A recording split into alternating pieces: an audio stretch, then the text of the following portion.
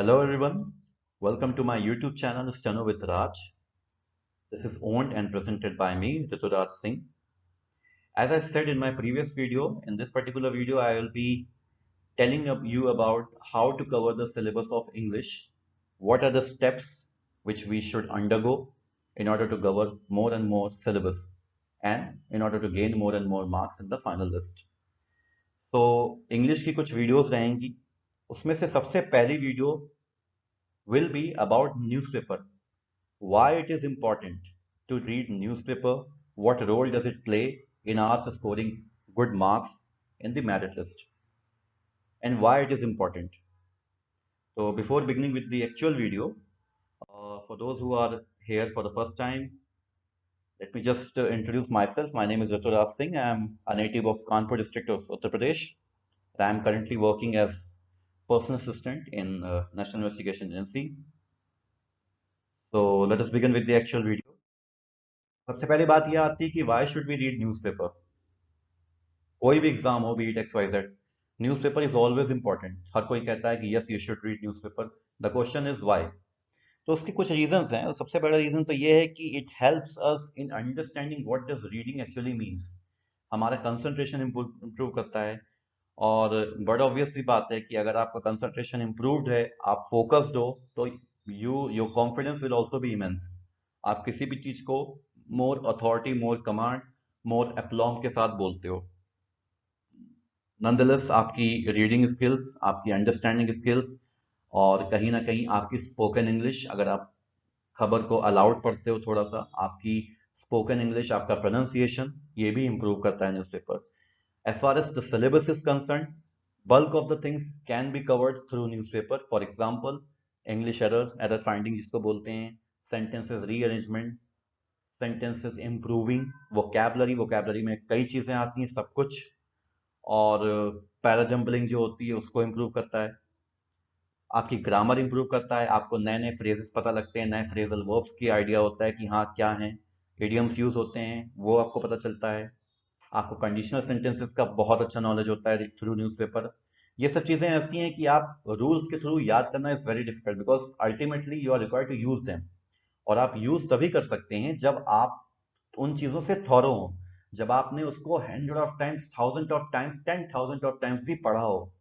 तभी you will get the idea in the fraction of second कि हाँ इसमें ये चीज गलत है, इसमें ये चीज सही है. तो newspaper helps with those things. और एट अ फर्दर लेवल आपको कॉम्प्रिहेंशन में मदद करता है. वो essay writing, precis writing, group discussion, interviews, of course spoken English is widely appreciated. तो these are the things newspaper plays a great role in. तो अब हम लोग बात करेंगे हम लोगों के प्रोसेस की. प्रोसेस क्या होना चाहिए? सबसे पहली बात है कि कौन सा न्यूज़पेपर हम लोग चूज करें. तो पर्सनली आई विल सजेस्ट कि go with the Indian Express. उसके रीजन ये है कि अगर had you been an UPSC aspirant, तो I would have told you कि हाँ ठीक है, you can go with the Hindu. Because क्या होता है कि द हिंदू में कंटेंट इज वेरी इजी. आप चीजों को, मतलब इट इज वेरी अंडरस्टैंडेबल. आप चीजों को एक बार में पढ़ के भी आप समझ सकते हैं. But as far as the Indian Express is concerned, उसकी language is a bit tough. Language tough होती है, तो आपको काम करना पड़ता है उसके ऊपर. आपको एक या दो या तीन बार या चार बार भी पढ़ना पड़ेगा.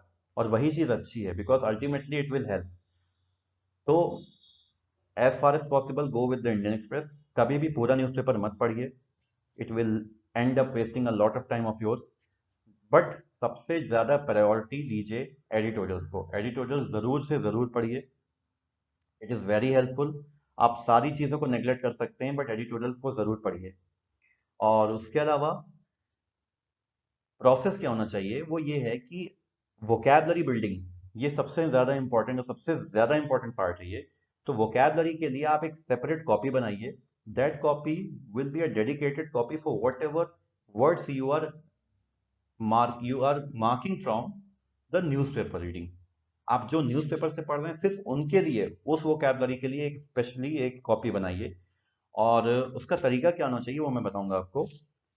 जैसे आपने कोई एक पैराग्राफ पढ़ा, आपको जो वर्ड कठिन लगा या जो वर्ड्स कठिन लगे, उनको नोट डाउन करिए. उसको उस कॉपी में लिखिए विथ डेट कि आज की डेट में हमने ये पढ़ा है. उसके बाद उसकी मीनिंग इंटरनेट से ढूंढिए। प्लीज डिक्शनरी का यूज मत करिए, मैनुअल डिक्शनरी मत यूज करिए, हार्ड हार्ड कॉपी मत यूज करिए। आप इंटरनेट से उसका मीनिंग ढूंढिए, इंटरनेट से ढूंढ के, बिकॉज आपको समय बचाना है। हम लोग के पास इतना टाइम नहीं है कि हम लोग बार बार चीज़ों को खोलें बंद करें। If we have resources then why we should not use them. आप उसका मीनिंग देखिए। आप एक साइट होती है dictionary.com, आप उसका यूज कर सकते हैं, रिमार्केबल साइट है वो। उसका मीनिंग देखिए। आप ये जरूर देखिए कि किस कंटेक्स्ट में वो मीनिंग बता रहा है। एक ही word as a verb, as a noun, as an adjective, as an adverb use हो सकता है। तो ये जरूर लिखिए कि किस कंटेक्स्ट में उसकी मीनिंग है। विद या विदाउट ऑब्जेक्ट है उसकी मीनिंग। और उसके साथ साथ वो मीनिंग लिखिए, साथ ही साथ उसके एटलीस्ट 2 सिनोनिम्स और 2 एंटोनियम्स भी नोट डाउन करिए। उसके अलावा अगर उस वर्ड से आपको लगता है कोई इडियम या प्रोवर्ब होगा, एक बार सर्च करिए। अगर मिलता है तो उसको भी मेंशन करिए। अगर फ्रेजल वर्ब भी मिलते हैं उसको भी मेंशन करिए। अब इसका फायदा क्या होगा मैं आपको बताता हूँ। इसका फायदा ये होगा कि आपने अल्टीमेटली एक वर्ड पढ़ के आपके पास मटेरियल 6 to 7 वर्ड्स का हो गया। तो यही 6 to 7 वर्ड आपको अलग अलग पढ़ना पड़ता अगर आप लाइन बाय लाइन पढ़ाई शुरू करते। तो जनरली क्या होता है कि हम एक वोकैबुलरी की बुक ले लेते हैं और ए वर्ड से शुरू होने वाले सारे वर्ड शुरू कर देते हैं। ए से एबहॉर, अबिस्मल, एब्निगेट, एब्जेक्ट। तो this is a wrong way, this is very wrong way. आप कभी भी वोकैबुलरी नहीं पढ़ पाएंगे, बिकॉज जो ऐसे वर्ड्स होते हैं कि मतलब थोड़े से इंपॉर्टेंट है या जिसकी मीनिंग पूछी जा सकती है, उन्हीं की संख्या में भी 10,000 या 15,000 से ज्यादा होगी इंग्लिश में। तो सारे वर्ड्स पढ़ने का सवाल ही नहीं होता, और याद करने का तो it's next to impossible. But this is the way you can use. आपको ऐसे क्या होगा, डेली बेसिस पे अगर आप पढ़ेंगे तो आप काफी वर्ड्स याद कर सकेंगे विथ रेगुलर रिविजन। एग्जाम्पल मैं दूंगा आपको इसका। एग्जाम्पल अगर मैं दूंगा तो it will be very clear with you. तरीका क्या होता है, जैसे कि मैंने अभी इसमें एक इंडियन एक्सप्रेस का एक आर्टिकल का एक पैराग्राफ डाला हुआ है, ठीक है। तो इसमें कई ऐसे वर्ड हैं जो हो सकता है आपकी जिसको मीनिंग ना पता हो, जैसे कि इम्प्यूनिटी, एंट्रेंच्ड, और इपॉलेट होता है एक वर्ड, और फोक हो गया। ऐसे कई वर्ड्स हैं छोटे छोटे, ऑफिशियल डम। तो इसमें एक एक वर्ड मैंने चूज कर लिया, एंट्रेंच्ड। अब एंट्रेंच की मीनिंग क्या करना है हमको, एंट्रेंच्ड वर्ड को लिखना है अपनी कॉपी में। उसकी मीनिंग देखनी है dictionary.com में या किसी भी साइट में जाके, जो अभी आपको ठीक लगे। और इसमें देखिए मैंने ये चीज लिखी है, वर्ब ब्रैकेट में वी लिखा है, साथ ही साथ लिखा है यूज्ड विथ ऑब्जेक्ट। उसकी मीनिंग अलग है, to place in a position of strength, establish formally और solidly, to dig trenches for military purposes. उसके बाद ये भी लिखा है यूज्ड विदाउट ऑब्जेक्ट। उसका मतलब हो गया ट्रेसपासिंग करना, इंक्रोच करना, इन्फ्रिंज करना। उसके बाद सिनोनिम्स ऑब्वियसली आप इसी में देखिए, हमको मिल गया इंक्रोचमेंट, ट्रेसपासिंग, इन्फ्रिंजमेंट, ये सब मिल गया। एंटोनियम्स का मतलब हो गया अनसेटल, डिसुएट, एक्सेट्रा। तो दो से ज्यादा मत जाइए, हमें उतना ही पढ़ना है जितना हम अपने दिमाग में रख सकें, हमेशा याद रखिए। ऐसा मत करिए। और एक बात और मैं बताऊंगा आपको, इररिस्पेक्टिव ऑफ द फैक्ट कि आपको एक एडिटोरियल में 50 वर्ड भी मिल जा रहे हैं, but don't go with more than 4 या maximum 5। It depends on your capacity and capability of course. आप 4 या 5 वर्ड से ज्यादा मत लिखिए, क्योंकि उसके बाद क्या होगा, आप 4 वर्ड लिखोगे तो वो अल्टीमेटली आप देखिए तो 4 का 20 हो जा रहा है। आप उस वर्ड की मीनिंग याद करो, उसके 2 सिनोनियम्स, 2 एंटोनियम्स, आपको उसको याद भी रखना है, उसका रिवीजन भी करना है। और आपको उससे रिलेटेड फ्रेजल वर्ब्स, प्रोवर्ब्स या फिर इडियम्स अगर मिलते हैं नेट में तो उसको भी लिखना है। तो अल्टीमेटली 4 का 20 बन रहा है। तो हम अगर 10 वर्ड लिखेंगे तो it it will be very difficult, क्योंकि रिवीजन भी करना है उसका। याद रखिए एक बात, we are not here to make a book out of a book. हमको किताब से किताब नहीं बनानी है, हमको किताब से अपनी नोट मेकिंग करके उसको याद रखने की कोशिश करनी है, ठीक है। और कुछ इंपॉर्टेंट चीजें हैं जो मैं बताऊंगा एडिटोरियल्स पढ़ते समय। वही जो भी मैंने बोला, जो भी इडियम्स अगर यूज किए हैं एडिटर ने उसको जरूर मार्क करिए, वो बहुत इंपॉर्टेंट होते हैं। और हमेशा याद रखिए, इडियम्स लाखों तरीके के बन सकते हैं और आप बना भी सकते हो, बट एसएससी में, बैंकिंग के एग्जाम में क्या पूछा जा रहा है इट मैटर्स। उसमें कभी भी इजी इडियम नहीं पूछे जाएंगे, आप श्योर रहिए इस बात को।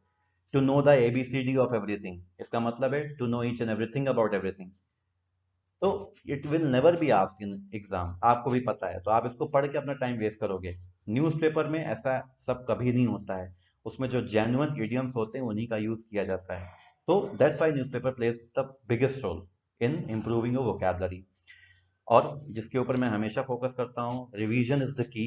Revision is the only key. आप जितना भी पढ़ रहे हो उसको जरूर से जरूर अगले दिन या उसी रात को रिवीजन करिए। वीकेंड में आप 1 से 2 घंटे निकालिए सिर्फ उस चीज को रिवाइज करने के लिए जो आपने पूरे हफ्ते पढ़ा है। ग्रामर की जहां बात आती है कि ग्रामर इंप्रूव होगा नहीं होगा, बिल्कुल होता है। आप अगर रेगुलर हो अपने न्यूज़पेपर से, थॉरो हो उससे, तो सेंटेंस इंप्रूवमेंट, जैसे कि मैंने पहले कहा था, सेंटेंस रीअरेंजमेंट, पैराजंबल, ये सब आप सीख सकते हो। इसकी पर्टिकुलर टॉपिक की स्ट्रेटजी क्या होनी चाहिए, I will be discussing in the near future in my through my videos. और जैसा कि मैंने पहले कहा, all learn and not revise is null and void. आप सिर्फ लर्न कर रहे हो, उसका रिवीजन नहीं कर रहे हो, it is useless, absolutely useless. और एक बात ये है, आप कभी भी प्लीज सब्सक्रिप्शन लेके ऑनलाइन न्यूज़पेपर मत पढ़िए। अगर आपके पास बिल्कुल ही फिजिबल नहीं है ये चीज़ कि हाँ आपके पास इतना भी समय नहीं है कि आप न्यूज़पेपर लेके पढ़ो, तो ठीक है।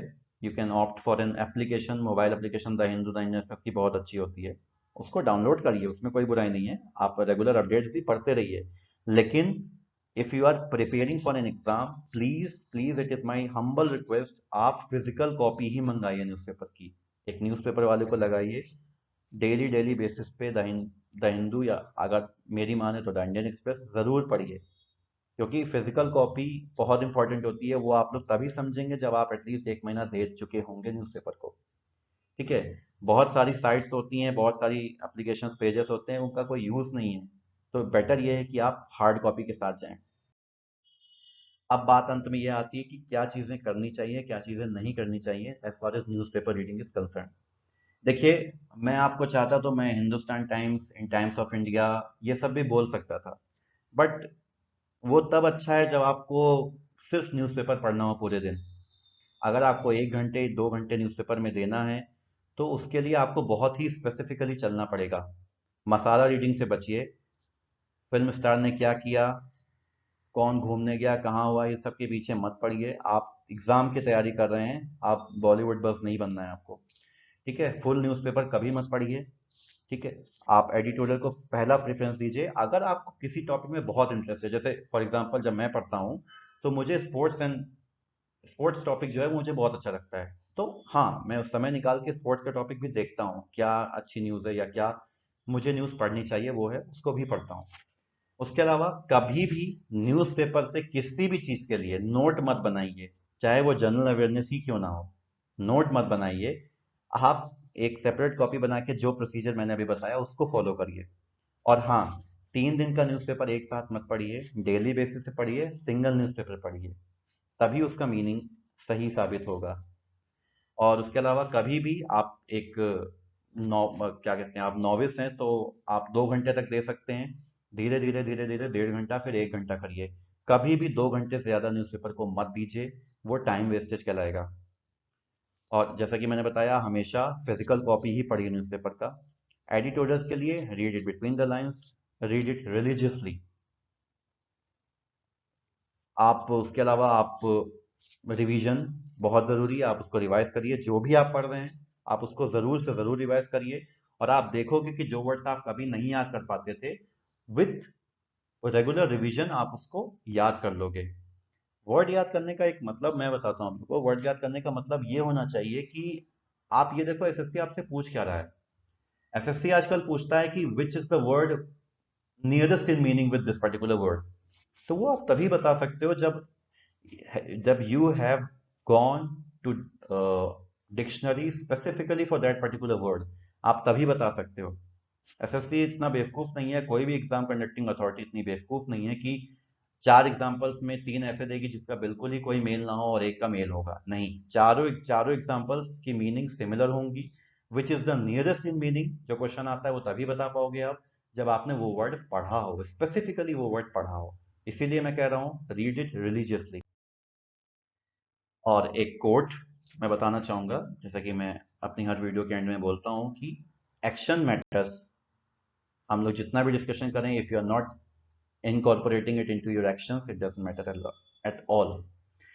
तो इस वीडियो के लिए यही था। न्यूज़पेपर अगर आपने नहीं शुरू किया है, प्लीज़ आज से ही शुरू करिए। आपको शुरुआत में मे भी बोरिंग फील हो, यूजलेस फील हो, बट बिलीव मी, अगर जो मैंने स्ट्रेटजी बताई है मुझे बहुत फायदा हुआ है, बहुत ज़्यादा फायदा हुआ है, तो आपको भी होगा। Please stick to this. और नेक्स्ट वीडियो में हम लोग अपनी इंग्लिश की सीरीज को ही कंटिन्यू करेंगे। वी विल बी डिस्कसिंग कि और क्या तरीका होना चाहिए एक नया टॉपिक के साथ। इंग्लिश को ज़्यादा एम्फेसिस देना है। अभी हम लोग के पास 2 मंथ का समय है इस पर्टिकुलर एग्जाम के लिए, एसएससी स्टेनोग्राफर 2019।